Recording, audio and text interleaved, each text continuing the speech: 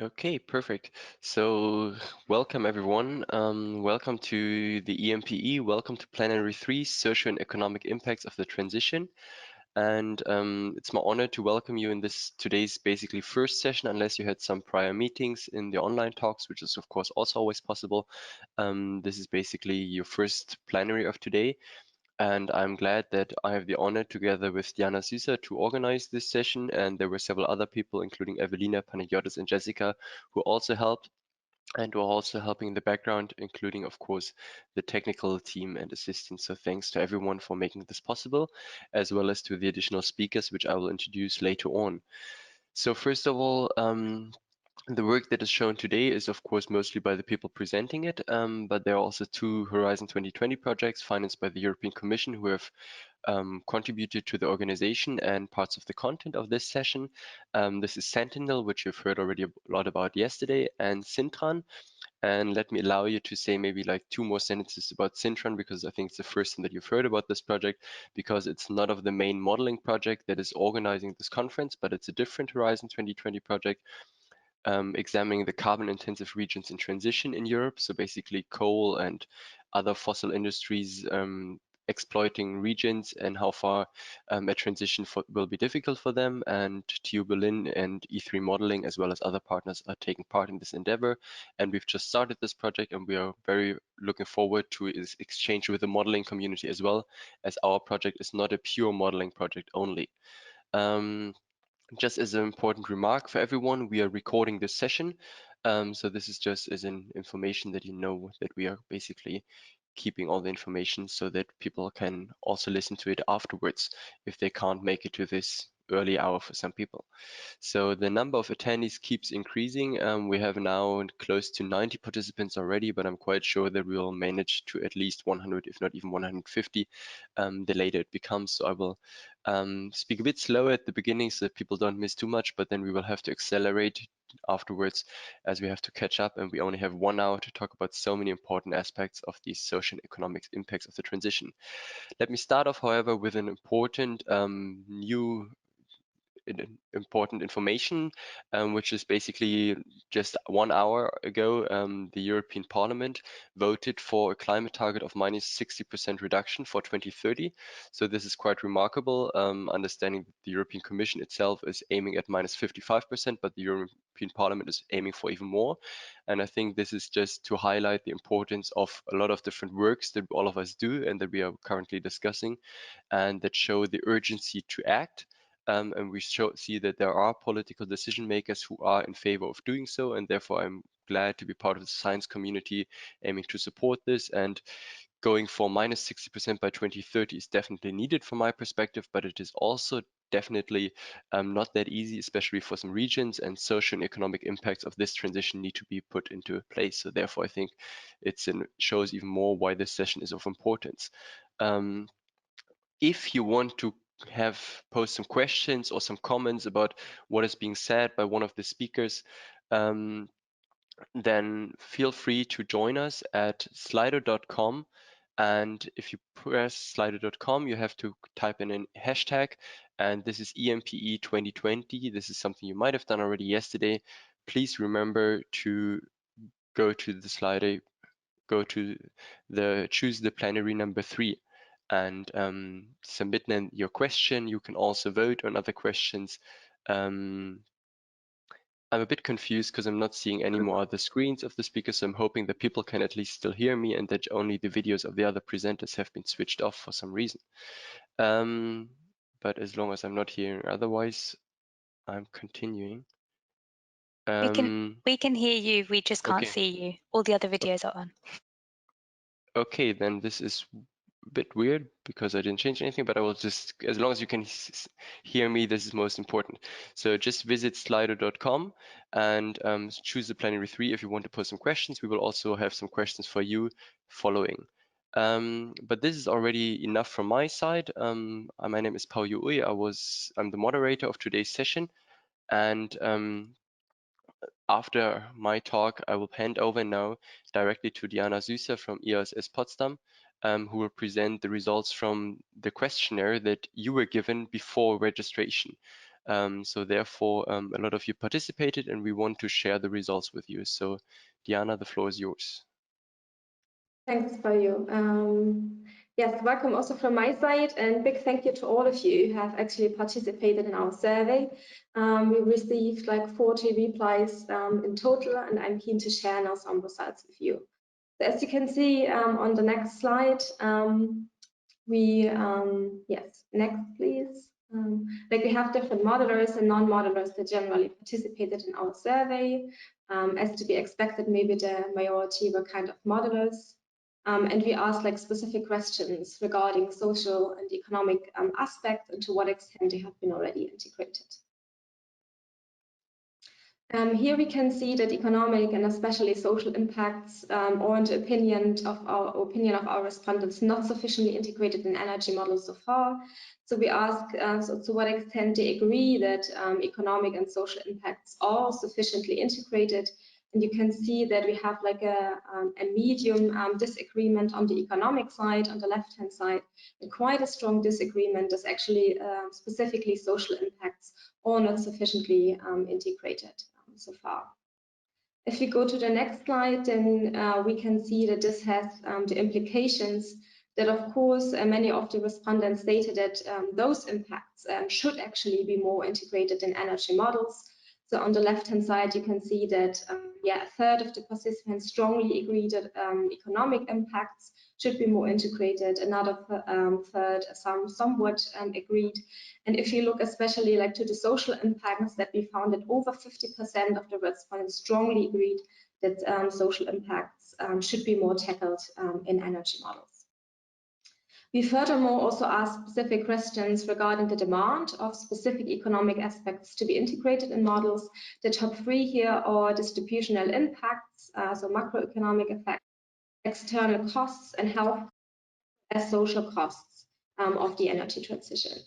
We also addressed the question specifically to modelers, to what extent those aspects are actually integrated so far, and we found that they are hardly integrated. The bold aspects were the ones that different participants or the survey actually demanded for, and you can see that they got quite low rankings here in terms of their integration so far in models.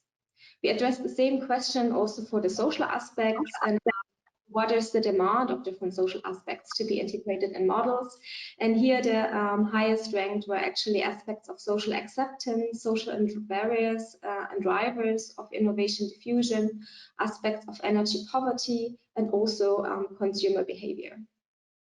If you look on the reply to what extent those aspects are already integrated in the models, then we can see actually a similar picture as for the economic aspects, that so far the demand and social aspects are really hardly integrated. It looks a bit different in terms of consumer behavior. I think there have been a lot of advancements done in this context, but if you look to energy poverty, social acceptance, and social drivers, I think there's a lot of room for improvement to figure out how we could implement in the future models. So just quickly to summarize, I think we could clearly see that there is here a demand from the stakeholder side to integrate further economic and social impacts, specifically in terms of macroeconomic, ecological, health and social costs, but also energy poverty, social drivers and constraints, as well as social acceptance. And of course, there is like a remaining high social challenge, actually, how to integrate such aspects into energy models. And that's also part of the session, of course, today, to tackle some of the aspects and to share some newest insights. So if you have some remarks, questions regarding the survey, some other opinions to be shared, please use again Slido to do so. Thank you. Mm-hmm. Thank you, Diana, very much for this very interesting insights. Also, just an update from my side, we are now more than 120 participants, so the number keeps rising as expected. And once again, join Slido if you want to pose some questions. If you disagree maybe with some of these things, or if you have direct questions linked to this, or something that I think could also be interesting, if you have certain models that are approaching some of these issues, feel free to comment on those also in Slido and tell us this is a publication, this is important works that you would like to share with others. And therefore, much from my side, and we will jump directly into the first talks. So the first talk is by Diana again. tackling the social drivers and constraints of the energy transition in energy modeling. And she's working at the ESS Potsdam, but this is work of several institutions and part of the Sentinel project as well. So Diana, the floor is again yours. Yeah, thanks so much, Fayu. So yeah, as we could maybe see in the survey, like in the small survey running within EMP-E, is that social aspects gaining increasing attention. And we were also running recently within the Sentinel project and a bigger survey across Europe to identify different non-technical aspects that should get more attention. And there we also figured out that social drivers and constraints are definitely something that stakeholders see the need to have them more considered in future energy models. And we could address now why is this the case? So why social matters. I brought a nice figure from the deployment of onshore wind actually in Germany. And if you would have asked like different people, maybe also modelers, how the future of onshore wind in Germany would look like, then I think nobody would have expected, if you click twice, what actually happened in Germany is that we have like really a breakdown on offshore wind, and the numbers for 2020 look actually at the moment even worse than the ones for 2019. So we really got a stop in the deployment that is partially related to the problems with social acceptance of onshore wind in Germany, but also due to changing policies. We had like a swap towards auctions that maybe also largely neglects now the social communities, their energy in driving the transition. So if you click now, again, then we can generally say that new energy infrastructure is getting much more decentralized, and therefore they are really getting closer to the people, allow for more actors diversity, which I personally think is really great.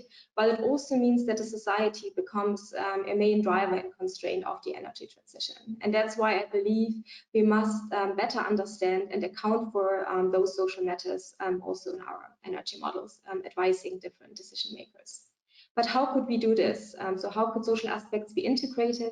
There has been some great research put forward, mainly also from the sustainable transition research side, saying that we can use more narratives as social storylines. We must integrate them better in our scenarios, potentially using also different social scientific data as input parameters to be used then within the simulation optimization process. But also the relevance that we have like different models outputs that they are interpreted into context of our social environments, and also that they maybe reassess them and adjust the specific inputs and scenario narratives used in our model runs. I have to say there has been some, go back once again, something more to add here. There have been some great approaches actually, and they exist. So I want to highlight some of them.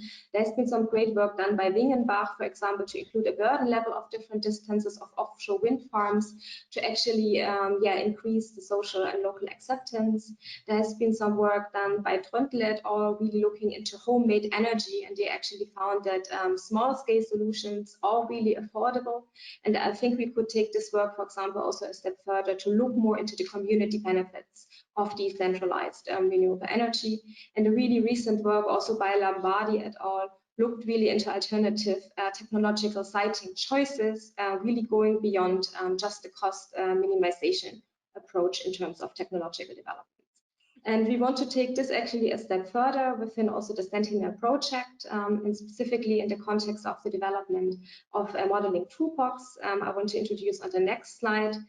This modeling toolbox is called QTDIAN, which specifically constrains specific technological diffusion and social drivers and constraints. And we really want to capture more and better the social aspects in order to understand their influence on the energy deployment. It will consist of a logic and specific data. We have three main modules, one regarding acceptance, the other one more concerned economic preparedness in terms of scaling, and policy preferences as well. This is it's not an alone standing tool, but it's rather to be integrated and used in the context of existing energy system models. I brought you two brief examples. If you go on the next slide, what we want to develop. The one is using social preferences actually as drivers. So here the question would be, what if the transition is driven by original preferences? So what does the energy mix and for the physical appearance of decarbonization futures? What does it mean also for the prices? Is it really more expensive if we build actually more socially accepted renewable energy options? Here I brought some maps for Germany showing that there are really different preferences in different regions for specific technologies, and we want to use this scientific data really to represent them and build them into the models. Yes, and to show what are the differences in the deployment options. Another example would be the other way around. We use rather public opposition as a constraint. So here the question would be, what if the transition is actually hindered by public opposition? What are the opposition effects on the overall speed of the transition? And how could we actually also deal with the different drivers and oppositions? And how could we reflect them again into the models? So here we have some great data, also again an example from Germany on offshore wind, on different oppositions happening that actually also leads to lawsuits. So at the moment, 20% of the onshore farms are actually affected by a lawsuit, leading to an average delay of 22 months. And that's also something we could tackle within our small toolbox. So just quickly to summarize, I believe like integrating social factors and considering more distributional impacts and models is really essential to provide more realistic, relevant and sustainable decision advice. Further research is really needed, and we want to provide a contribution here to better integrate social drivers and constraints. One main issue is the data availability. So we need social scientific data. If you have them, please come to us. So happy to hear from you. And I think more transparent and disciplinary modeling can really support here in order to really answer like social and political questions that are really like relevant to our decision. So what we do a review at the moment to focus and learn how social aspects have been integrated so far, and also to evaluate different perspectives, and of course heading on with the development of the QTDIAN toolbox in collaboration with other modeling teams. So if you're interested in integrating those aspects, please get in touch. And yes, with this I actually want to finish with the last slide. Please get in touch with me, with our team from the ISS, from Sentinel, working on these aspects, and also with Alexandra Grum. I'm collaborating with, at the moment, she's a PhD student at the Rhino-Lemont Institute and at the Technical University. So please get in touch with us. Thank you. Thank you very much, Diana, for this great talk, and especially also for staying in time, because we are basically limited with our time, and therefore I ask speakers to stick to 5 minutes, which I know is nearly impossible, but this is the only way of giving us room to discuss your questions afterwards. I can already see also that the first questions arising on Slido, but just keep them coming, and we will answer them afterwards. But enough said about this talk. Let's jump to the second presentation.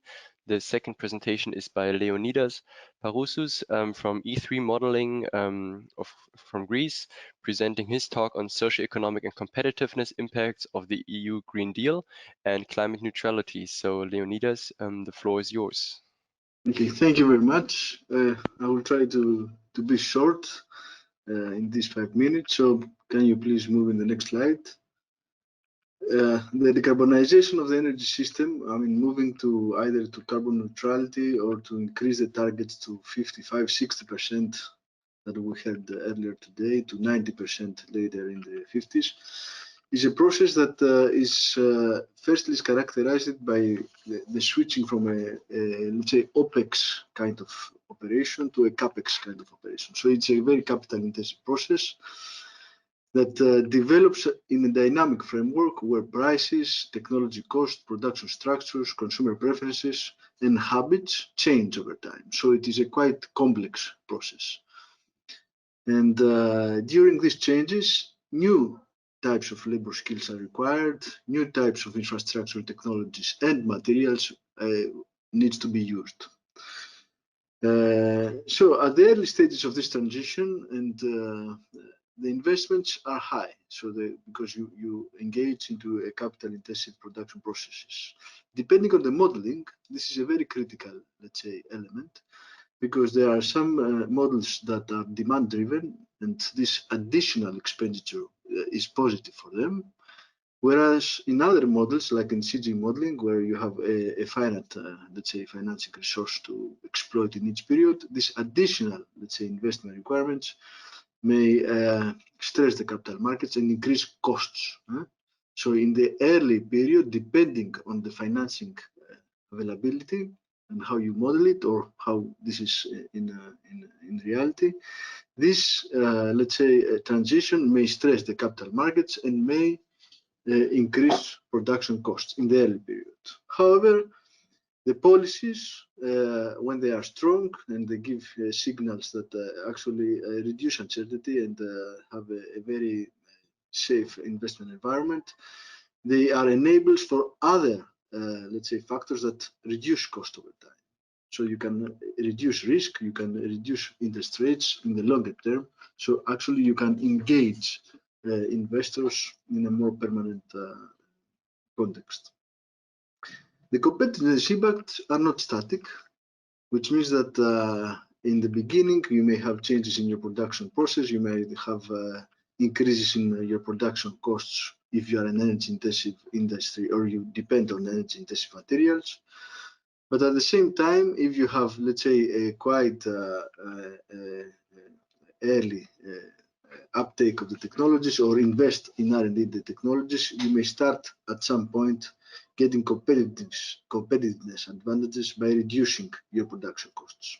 So let's move in the next slide, please. The economy, as I said, this is the EU structure, becomes more capital intensive, so we increase, let's say, the investments as a share in the GDP. I mean, as a result, the trade balance is positive. It increases at some points, in some other points it starts to decrease. But the key feature is that investment starts to be a more important element of the overall economy. From a sectoral perspective, it is construction. The EU economy remains a market services oriented economy, so it remains the largest part would be services. But construction, which is a key component in fixing investments, and the clean energy technologies, so batteries, electric vehicles, wind PVs, start to become very important. So next slide, please. No, in the previous, yes. Employment is dispersed. I mean, we don't have uniform impacts on employment. On the left side, we have, let's say, electric vehicles, equipment goods, which is positively affected. On the right side, we have some transport services, coal, oil, gas, with some fossils. So depending on whether the sector contributes to the decarbonisation, employment, as expected, will be positively affected. In terms of skills, so here we have a categorization in managers, clerks, technicians, service workers, low skilled. The switch of the economy tends to be towards, let's say, more skilled labor, higher service workers or technicians, and less unskilled labor. In the next slide, please. So leakage. Leakage is a very important element of this process, which means that in the early stages, some industries, energy-intensive industries, will see their production costs rise because they have higher energy costs. The industries that produce the goods for the decarbonizations are, let's say, favored. So these industries are doing well. But industries like metals, for example, or chemicals, air transport, and to a lesser extent, cement and refineries, are exposed in trade, in domestic EU trade, and might actually lose market shares as a result of the early stages changes in production costs. Countries that, I mean, this leakage, depending on the scenario, ranges from 14 to 30%, depending on the setting of the scenario and the ambition of emission reduction. And the GEM3 model identifies as the key countries where production will be relocated, will be Russia, China, USA, India, and Turkey. I mean, these countries are, let's say, due to proximity, distance, but also due to favorable production in terms of emissions and carbon pricing. The refineries is just a last sentence. The refineries is a special case where because the electrification of the economy and the decarbonization of the economy requires that you are less dependent on fossil fuels. So as you know, the abatement effort increases, you are less dependent on refineries, so there is no relocation, although in the early stages of the transformation you have some relocation. So this is what I wanted to say in these 5 minutes. Thank you. I would be here to clarify or discuss an issue you would like. Thank you very much for this great talk. Also, just let me note that we will afterwards, in the following days, try to provide all slides online to our participants. So if you couldn't read specific figures or this was too fast for you because I just gave 5 minutes to all speakers, you can still see this afterwards, so don't worry about that. And if you have direct questions, you can of course always post them within Slido. Some people have done so already. So jumping to the next slides. The third speaker is Jan Philipp Sasse, who's presenting works that he did together with Evelina Trutnevtje from the Renewable Energy System Groups from Geneva. And his topic is regional impacts of electricity system transition in Central Europe until 2035. So we now go for more global, international European picture, more to regional implications as well. And looking forward to your insights. The floor is yours. All right, thank you very much. So yeah, so this is a new paper that we published just last Friday. And here we look at the regional impacts of that are associated to the electricity system transition in Central Europe until the year 2035. So if you can go to the next slide. So here, essentially, we try to do two things. We wanted to create a more holistic picture of the regional impacts that are associated to the transition. Specifically, we look at the impacts on system costs, employment, emissions, and land use. And we also wanted to look at the inequalities of these impacts across Central European regions. So these inequalities we measure with the Gini index. And we also wanted to look to what extent these inequalities can be avoided with the trade-off of higher total system costs. So overall, we model 650 regions, which you can see here on the right side. And we use a method called modeling to generate alternatives to not only model cost optimal scenarios, but also to open up the scenario space and modeling near optimal scenarios. So we use two models in this study. One is called Expanse, and the other one is called Pipezone. Now, next slide, please. So here are one of the results. So here you can see the generation capacity, storage, and transmission capacity that's needed to reach the Central European targets by the year 2035. And you can see here the near optimal space of options, which is marked in gray, which are all called MGA scenarios. And we compare the impacts. So now the next slides, we compare the impacts with a scenario called frozen generation capacity scenario, which is basically this, the current generation capacities that we have today. And you can see from this figure that basically some technologies improve different aims. So to have a cost-efficient system, we need large centralized generation capacities and also a large transmission expansions, while decentralized generation capacities require more decentralized capacities. And this would have, of course, a detrimental impact on land use, but it would have also, of course, higher reductions in greenhouse gas emissions. And overall, we found that employment has a net increase by reaching the Central European targets. Now to the next slide.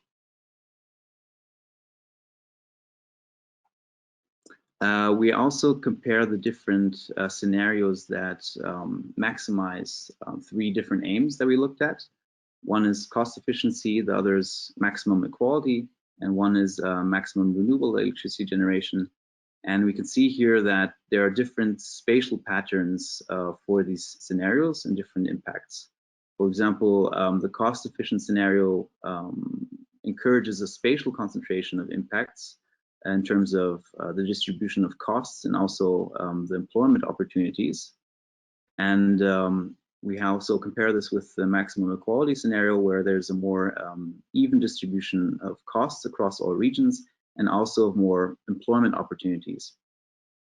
And maximum equality also encourages a more higher reduction in emissions, especially in regions of the coal regions of Germany and Poland. And the maximum renewable scenario would have severe impacts in terms of costs, and also a more rather spatial concentration of employment opportunities in these regions. Now, if we go to the next slide. So here we compare the trade-off between costs, equality, and renewable electricity. And we can see from this figure that these three aims cannot be optimized at the same time. For example, a cost-efficient scenario encourages inequality of costs to, or spatial concentration of costs to few regions, while maximizing equality encourages a rather inefficient system. And maximizing renewable electricity generation encourages average amounts of equality, but has one of the highest total system costs amongst our scenarios that we model. Now to the next slide. And here we look at the regional equality of impacts, which we measure with the Gini index. So a lower Gini index indicates higher equality, and higher index indicates higher inequality. And from this figure, we can see that the impacts on system costs, employment, and land use are more evenly distributed across the regions, while greenhouse gas and particulate matter emission impacts are more spatially concentrated in the Central European countries. We also find that maximizing equality of system costs, is also linked to equality of employment and emissions and land use, and a cost-efficient system encourages inequalities across all impacts. Now to the last slide of the conclusions. So overall in this study, we found that compared to 2018, reaching the Central European electricity targets of 2035 would increase system costs by 12 to 22%, equality of costs by 18 to 43%, which we measure with the Gini index, and increase renewable electricity generation by 97 to 140%. We found that the regional impacts that we assessed were mostly driven by changes in generation capacity from solar PV, wind, nuclear, coal, and gas. And we also found that the aims of cost efficiency, equality, and renewable electricity have vastly different implementation pathways, and they can't be reached at the same time. So a cost-efficient system encourages regional inequalities for all impacts in all regions, and the maximum equality of costs encourages regional equalities for all impacts, but it would have higher impacts, especially in terms of land use.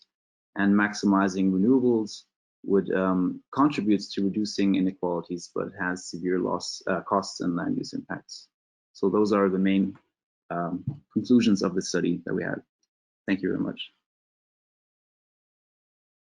Thank you very much, Jan-Philipp. And once again, I hope that the slides will be shown afterwards for people to look at these graphs, because at least for me, some of them were not 100% intuitive, because I think there's so much information in these graphs. So glad to hear that this paper is now also published. So feel also free to share then the link with us afterwards so that people can read and of course also cite your works.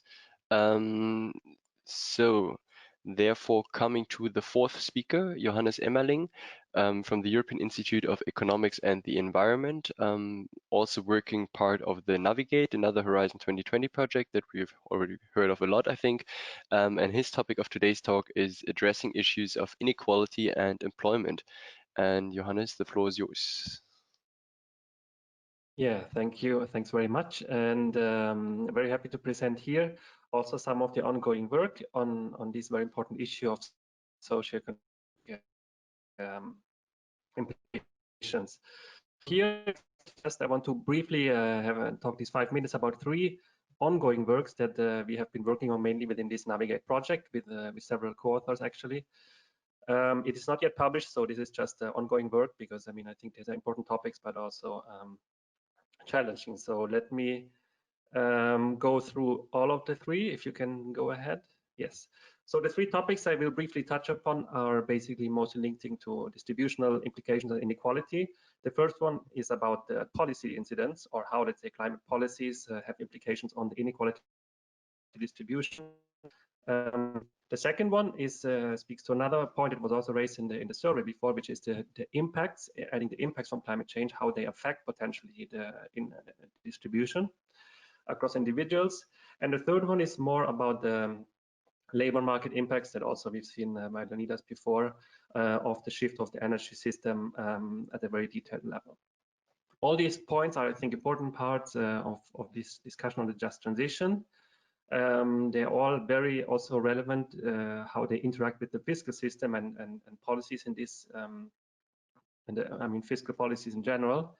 And they all have together that they require data at a very spatial high resolution, similar to what was shown just before. Here we are mainly using survey data, so we have to add our modeling work, which I work on an integrated assessment model with the survey data outcomes.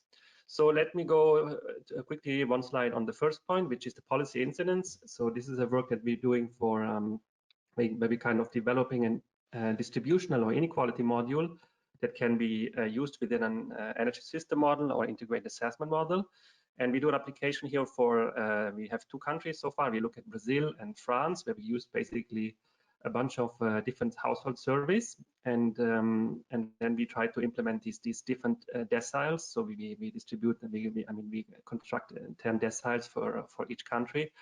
And here you just see that, for instance, for Brazil, that we estimate the consumption structure. So how different deciles, of course, let's say you see that there's higher share of energy and also food and transportation expenditures for poorer deciles, like D1 is the poorest, what you see on the left, which is decreasing to the richness. So which means then, if you look at the consumption or introduction of a carbon tax, so here we do like we have a reference, a $30 carbon tax, and also a 2-degree policy. This has, of course, let's say, distributional implications. And in this case, without any redistribution or recycling of tax revenues, you see that basically the expenditures in energy, here we just focus on buildings and transportation, are decreasing when you go to more stringent climate policies. And this effect is higher for lower deciles. And then we can compute something also like a within country Gini index. And this you see on the right.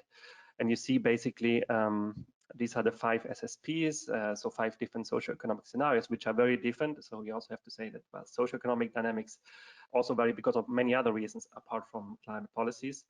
But what you see, and these are the kind of the dashed or dotted lines, in case that you get higher inequality because of climate policies based on this, let's say, progressivity of carbon taxes without any additional measures. So this means that it's important also to think about, let's say, joint policies or fiscal policies to counteract these effects. Let me go to the second work, which is most on the impact side. So here we also taking survey data, in this case from South Africa, because you need the panel data to estimate, let's say, robust fixed effects methods. And we look at how within regional income Gini index has been affected over the last 20 years by temperatures, so by local temperatures. So we combine local temperature with inequality, and we find, I mean, many people might be familiar with this famous Burke 2015 paper, where he finds basically an optimal temperature for economic growth. Basically, we find kind of the inverse for inequality, meaning that inequality seems to be statistically significantly lower at these medium temperatures, which we estimate to be around 17 degrees. And we find this actually, interestingly, both for a global data set on simple the Gini index, but also for survey data, in this case for South Africa. So very similar pictures. So which means basically that climate change itself has potential detrimental impact on inequality. So if you just click once more, this is then what we find for a projection on the impact of climate change. And here you see that actual climate change can have a huge detrimental impact of inequality of up to, let's say, 8 points of the Gini. This is the RCP 4.5. So basically we have climate policies might be progressive, but also climate change might be regressive, might be regressive as well. So in the end, of course, it depends then how to balance those two. But so far, this is just the two strands of literature that we did. The third point which I want to mention is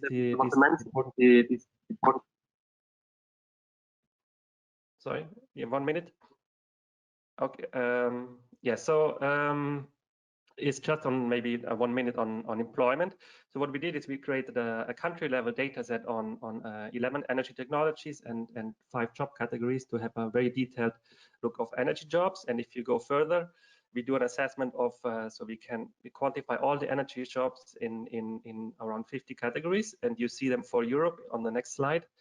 And you see that there's a huge variety across European countries in terms of where these jobs are. So you see that some countries, I mean, dominated by, let's say, especially Poland, almost 0.1 million jobs in the coal sector, like Germany and others, having already huge shares in the solar PV in terms of construction and operation maintenance.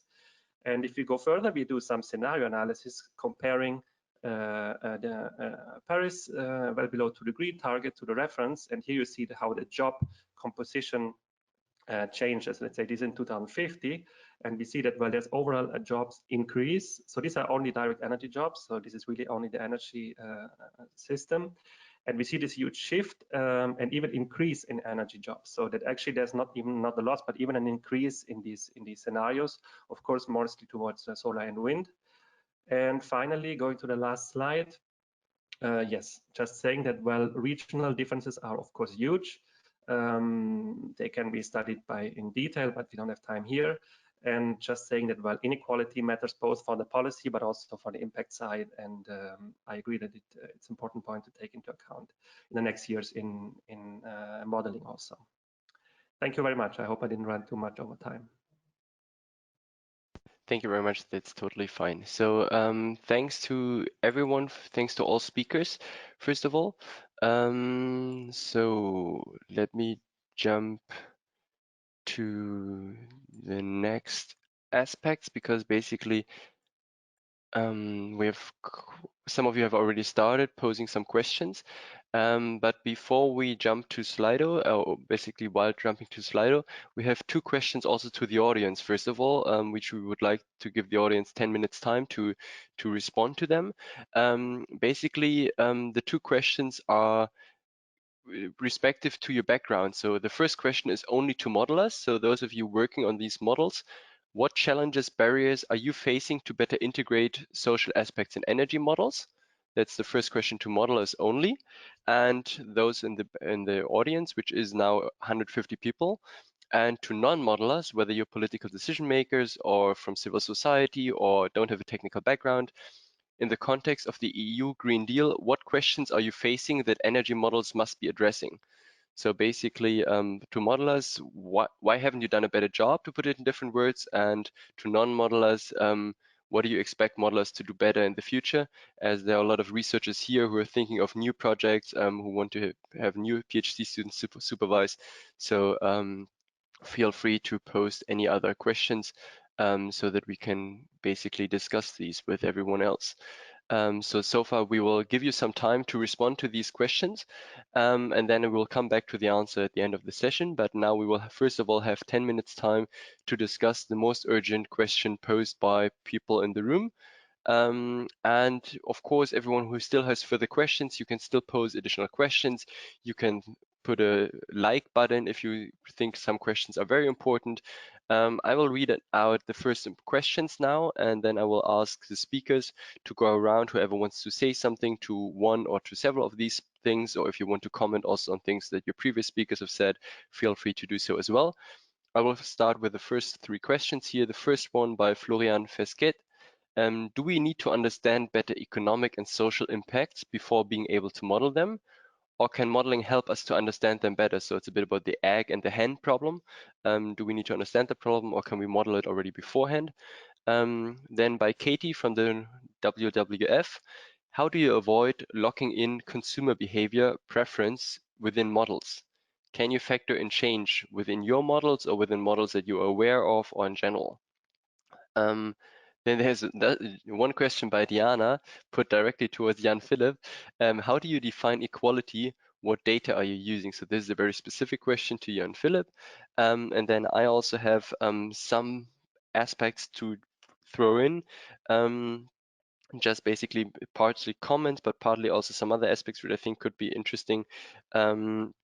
the one question to Jan Philipp as well is you're speaking about elements, additional costs in your different scenarios. Do you also acknowledge climate costs if you're not reaching climate targets or something? Because this is something that I at least didn't see on the slides. And then a general question to everyone in the room, basically, in particular to the modelers. We see a lot of the things that you do, it's of course, because it's numbers, it's focusing on these quantitative aspects. How important do you think are aspects that you cannot that easily quantify? Like, for example, if there is no acceptance by people or something. So is this then something where we as modelers simply have to say, well, we are good at numbers, so we do numbers? Or is this something that we can improve in some way, also to include things that we cannot put an easy monetary value to it? So is this something, how do we address things that we cannot monetize but that still exist and have an influence on the political decision making? So these are a lot of things that I'm just throwing at you. So feel free to pick your cherries. Is there any of the four of you who wants to go ahead with commenting on some of these things? Then just please raise your hand or start speaking up.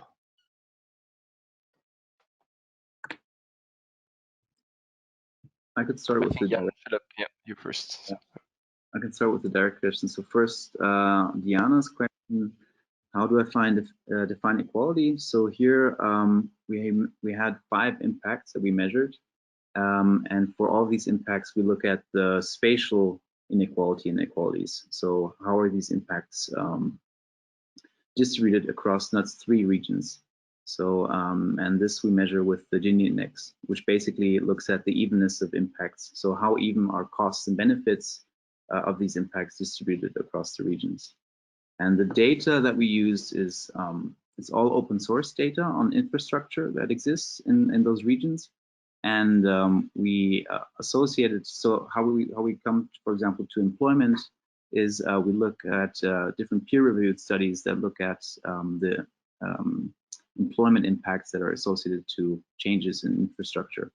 So, for example, you know, how many employees are associated to so many megawatt of coal power plant. And we also look at the life cycle employment impacts. So how many are there in the construction or in the mining activities as well?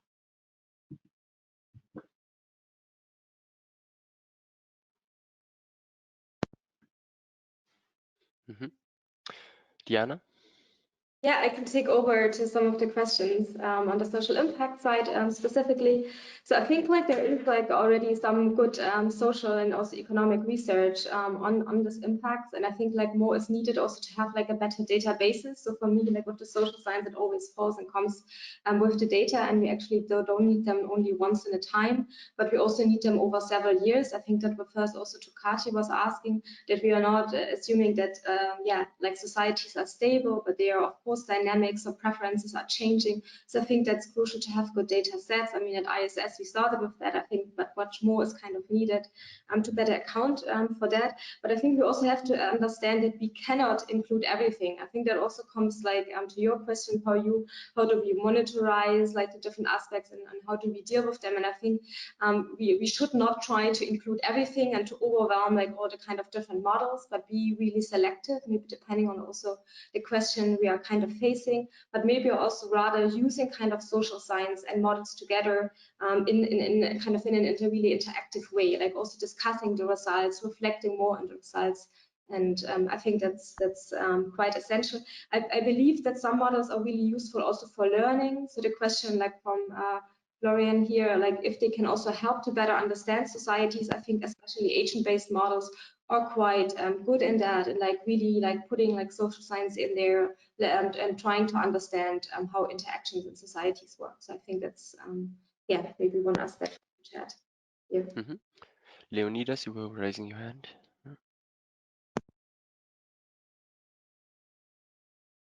Yes, I will try to, to give some answers to the questions that I see in front of me. In the question of Florian, of course, to have a very solid and robust theory means that you have understood well, some operations of the economy and the social impacts. This theory changes, it gets improved. So it is fundamental to have a robust theory that is, let's say, is very consistent with what the reality and the economic system, with the reality and the economic system mechanics, in order to be able to model it. Once you start modeling, you just evaluate the model itself and whether it is, let's say, useful and it makes sense in what happens in the real world. And it might structure your thinking in a better way in order to better understand the problem if the problem is still, let's say, far away from what you have considered initially. So both. The answer is you require both. The other on the, which is a very important question on the lock-in effects. Actually, this is a very difficult issue in modeling. I mean, most of the models, either econometric, CGE, whatever this may be, they are quite, let's say, it is difficult to model structural change or disruptive change. So you have estimated your parameters on your base year or your in the past, so what you know. You have current transactions, so if you trade one agent or one country with, let's say, has significant trade transactions with another country, this is a weight that you keep it during your simulations throughout the years, and it's difficult actually to change. So there are, let's say, ways to model that, but they have to be also theoretical consistent. So it's not just to have as a result, shifting changes in consumer changes, but you have to identify the driver that actually makes this disruptive change or this, let's say, huge shift in the economy.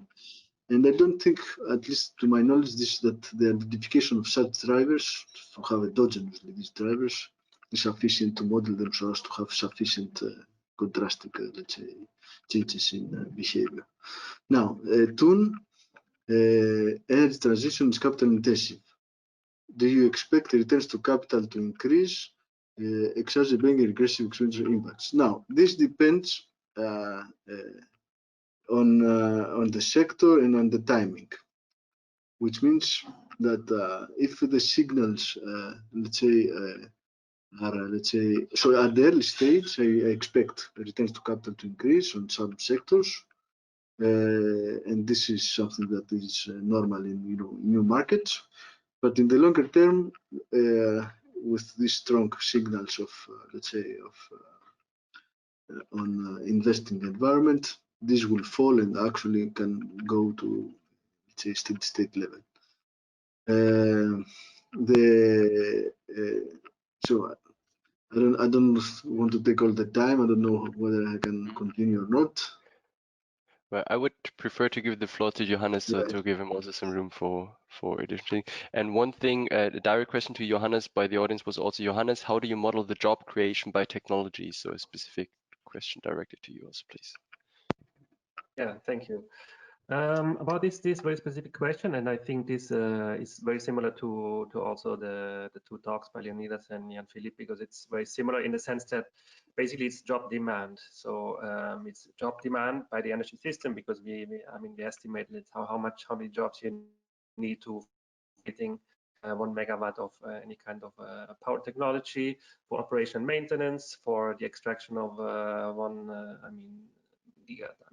ton of coal, etc. So these are all, let's say, job numbers, and then we can have the demand by the system. So we don't model supply, we don't model skill changes. I mean, in the CGE work by Leonidas, some of that is modeled, but there is work going on, but this is requires much more data and knowledge about maybe a skill mismatch, etc. So this is purely based on the energy system and knowing how many jobs you need for each of the technology and different types of jobs. I think it's still very useful to have an idea of the dimension on jobs, given that it's often referred to even in the policy, let's say by American politicians, on how important these coal jobs, for instance, are. But then if we see how they can be replaced, we see there's a big shift and even potential increase. Just quickly want to respond on another question, which was about well-being instead of GDP. This is, of course, most of these models focus on economic outcomes, but I agree it's important to look also beyond that and look at a more broader social well-being measure. We have done some works using subjective well-being. As you know, there is this world, for instance, the World Happiness Report measuring across countries subjective well-being, and we find actually interesting results that GDP matters, but it's by far not less important than only looking at GDP.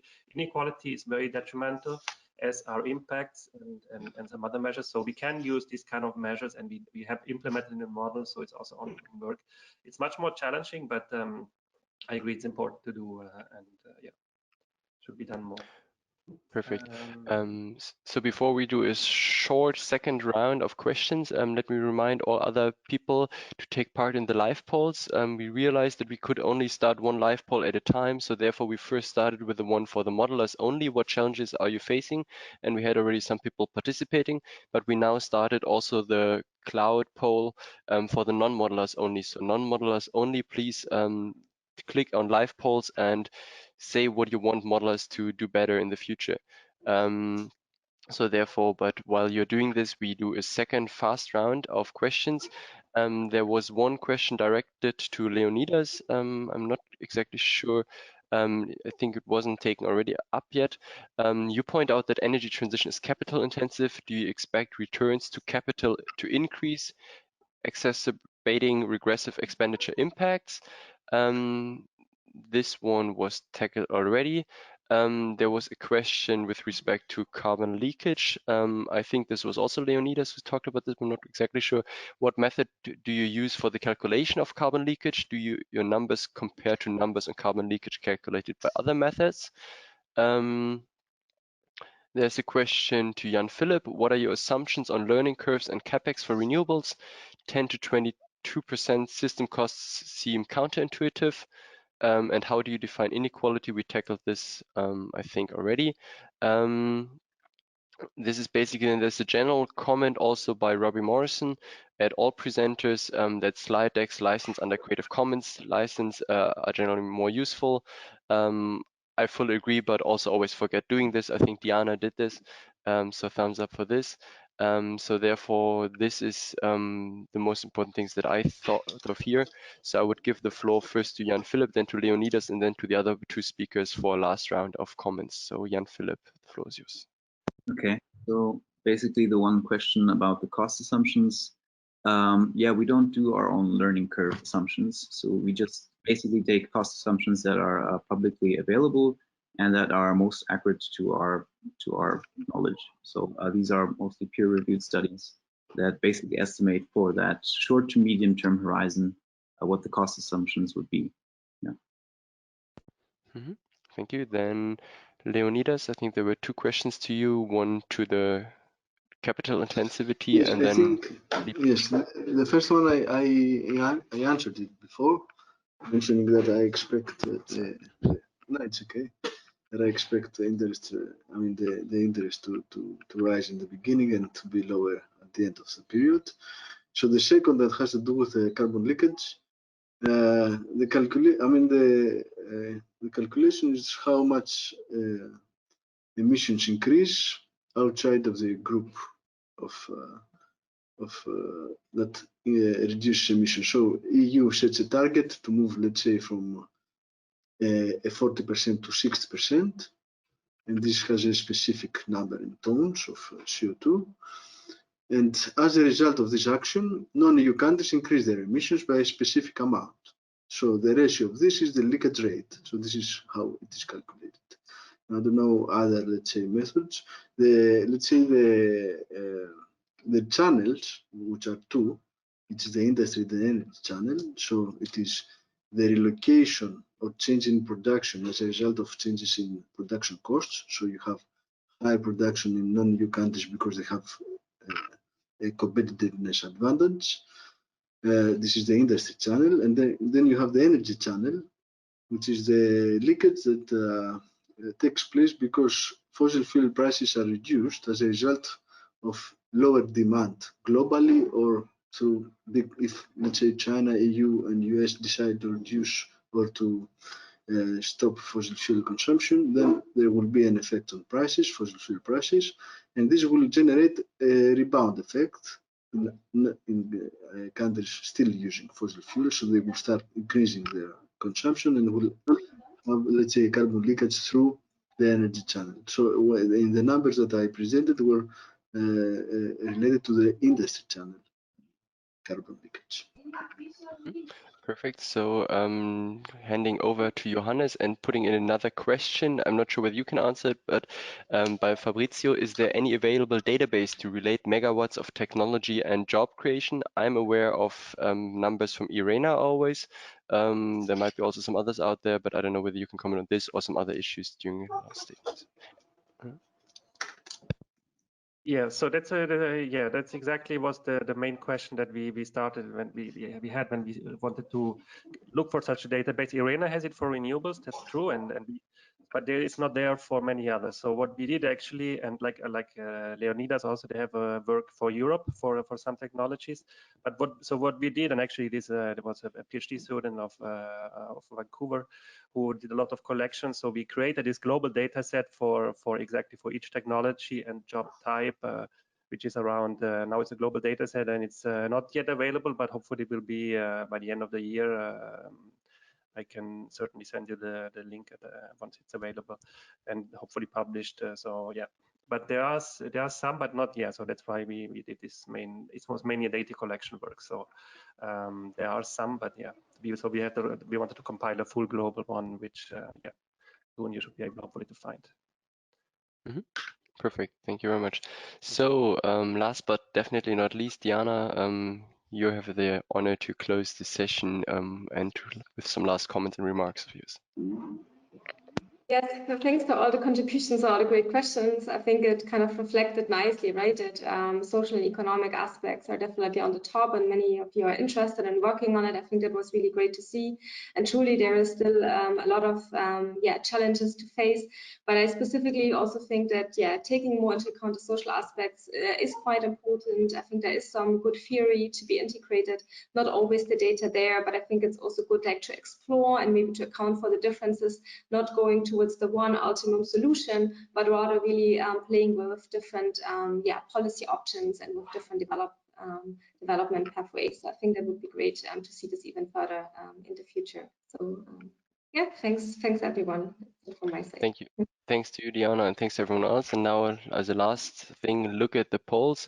So in the first question, we basically asked modelers only, what challenges are you facing to better integrate social aspects in energy models? And looking at the results, I hope you can see it more or less. Otherwise, the first thing that speaks out is data. So basically, just give the model as data and they're happy. Data, open data, financing, granularity of models, stakeholder interaction, local specificities, political economy, calibration, no theory of behavior, benchmarkable data, comparable surveys, definition of indicators, lack of data, quantification, granularity of models. So we see basically we need a lot of data, psychology. So this is basically the perspective of the modeler. We want data, and now let's see what non-modelers think and what they want of us to do basically. If we look at these results, so in the context of the EU Green Deal, what questions are you facing that energy models must be addressing? Impact on growth, social justice, lifestyle changes are the ones sticking out. Cost sharing, empowerment, carbon border adjustment, political uncertainty, social acceptance, involving the whole society, citizen engagement, circular economy, co-benefits, growth versus well-being, open data, real techno costs, dynamics. So a lot of different aspects. Something that non-modelers definitely are not looking for is data, but they are looking for questions to be answered. But this, I think, is not as understandable very much.